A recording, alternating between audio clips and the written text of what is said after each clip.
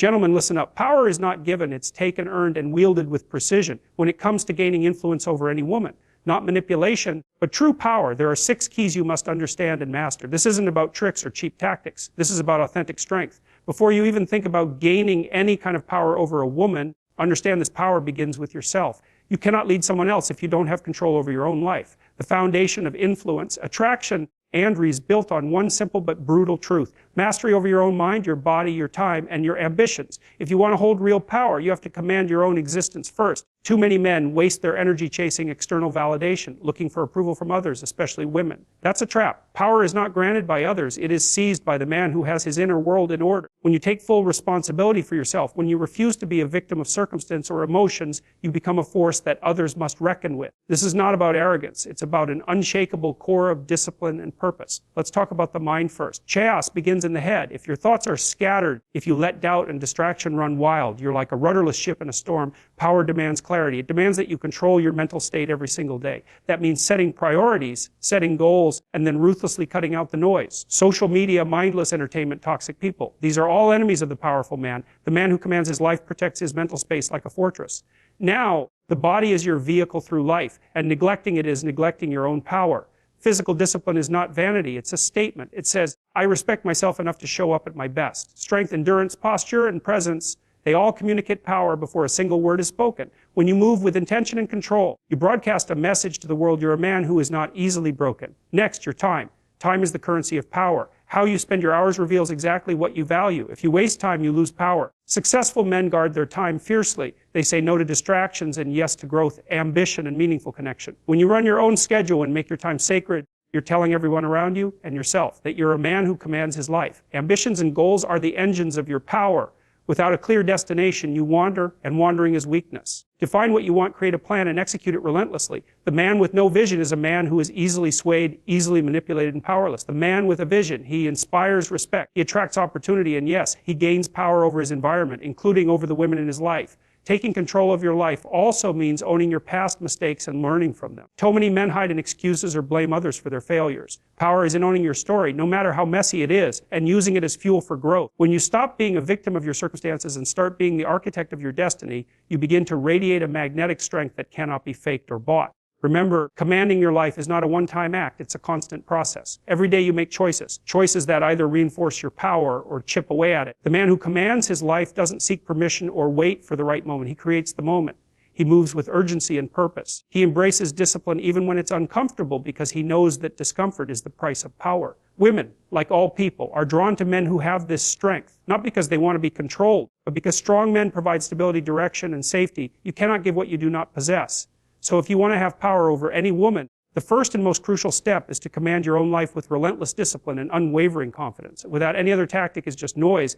Power over yourself is the gateway to power over others. Master yourself first, and everything else will fall into place. Certainly, here's an expanded 600-word version combining the first 2 keynotes. Command your own life first and speak with conviction, not noise, in that bold, commanding style before you ever think about gaining power or influence over any woman. The absolute first step is to command your own life. It's the foundation on which all power rests, and without it, everything else crumbles. If you want to be a man who naturally draws respect and authority, you have to start by mastering yourself, your mind, your body, your time, and your ambitions. Without that, no amount of charm or tactics will carry you. Many men get lost chasing external validation, desperately seeking approval from others, especially women. That's a dead end. True power is never granted by others. It is taken by the man who has his inner world in order and refuses to be a victim of circumstance or emotion. This means unwavering self-discipline, the kind that makes you get up early when you want to stay in bed, the kind that makes you stay focused when distractions scream for your attention, the kind that forces you to confront your weaknesses head on instead of hiding from them.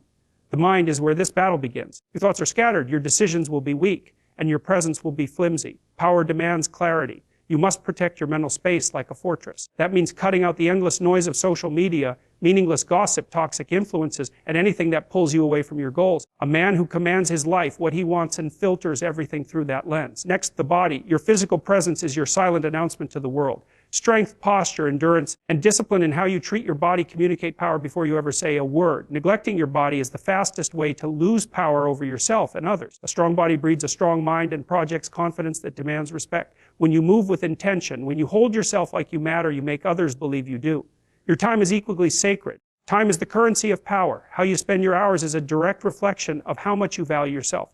Power-hungry men protect their time for you. They say no to distractions, no to people who drain energy, no to the frivolous, and yes only to things that fuel growth, ambition, and genuine connection. When you control your schedule, you send a clear message that you're a man who commands his life, and by extension, the environment around him. With your mind, body, and time under command, your ambitions and goals become the engines that propel you forward. A man without vision is like a rudderless ship, easily swayed, easily manipulated. But a man with a clear purpose, a plan, and relentless execution inspires respect. He attracts opportunity and commands attention.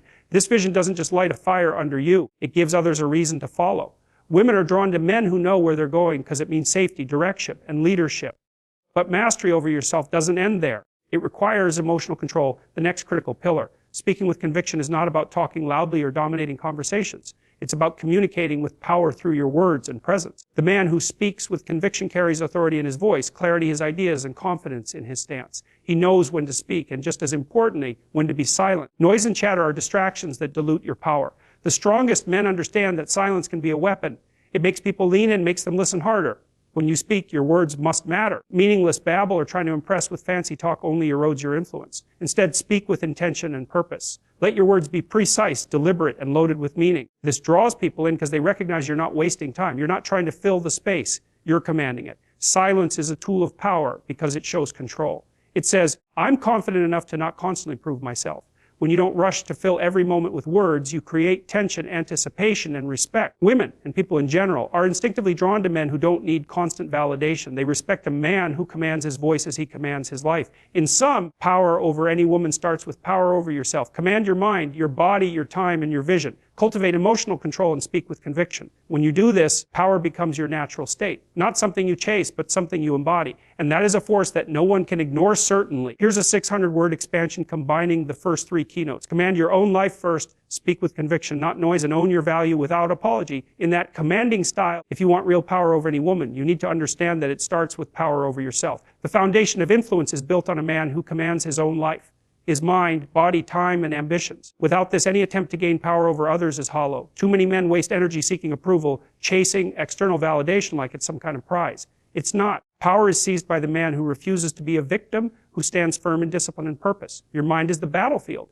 If your thoughts are chaotic, if you allow doubt and distraction to rule you, you become weak and easily swayed. Power demands clarity and focus. This means protecting your mental space by cutting out toxic noise, endless scrolling, meaningless gossip, distractions that steal your energy and attention. When your mind is sharp and your purpose clear, you operate with precision and others can feel it. You command respect because you have control over your inner world. Your body is your silent language. Shot of keynotes 4, 5, and 6, woven seamlessly into a single, hard-hitting motivational speech in the fierce and focused style you requested.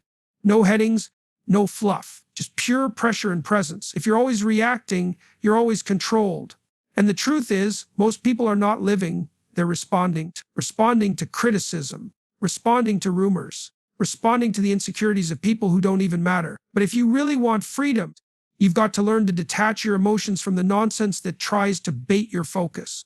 Every time you let a petty comment pull you in, you shrink your power to match their level. And what did you gain? Nothing but a bruised ego and wasted time. You've got to stop letting small minds rent luxury space in your head. Not everybody deserves access. Not every insult deserves a response. You don't fight mosquitoes with missiles. You shut the window and move on. There comes a point in your evolution where silence becomes your strength. Not because you don't have something to say, because you've mastered the difference between impulse and intention. The mirror becomes your battlefield.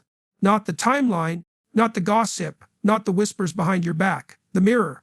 That's where your real opponent lives. If you can't stand to look at your own eyes in silence, if you need noise and distraction to avoid yourself, you haven't begun the real work. Master the mirror, and you'll never be mastered by anything else. That version of you that doubts, that overthinks, that takes everything personally, that version has to die. Not gently, not with permission. You've got to bury it with intention every single morning, but don't get it twisted. Growth isn't glamorous. Discipline is not sexy. It's not about morning routines and vision boards. It's about the grind nobody posts. It's about choosing the hard thing when the easy thing feels better. It's about saying no when yes would be more comfortable. You've got to kill your comfort daily. Because success doesn't visit the comfortable. It stays with the consistent. While others are making excuses, you're making appointments with your future. You're not chasing claps, you're chasing clarity. And clarity comes through sacrifice. Discipline is the doorway. It's the quiet, uncelebrated repetition of doing what must be done, even when you don't feel like it. And once you've built that foundation, once you've trained your soul to operate on commitment instead of emotion, you reach a new level. You act like nothing bothers you, not because you're faking strength, but because you fought the battles that matter. You've picked your peace over your pride. You've chosen evolution over ego. You've learned that the loudest response is a life well built. A calm spirit is not a weak spirit. It's a trained one. A warrior isn't the one who screams the loudest. It's the one who knows when silence is more fatal than shouting. You don't flinch at disrespect anymore. Halved.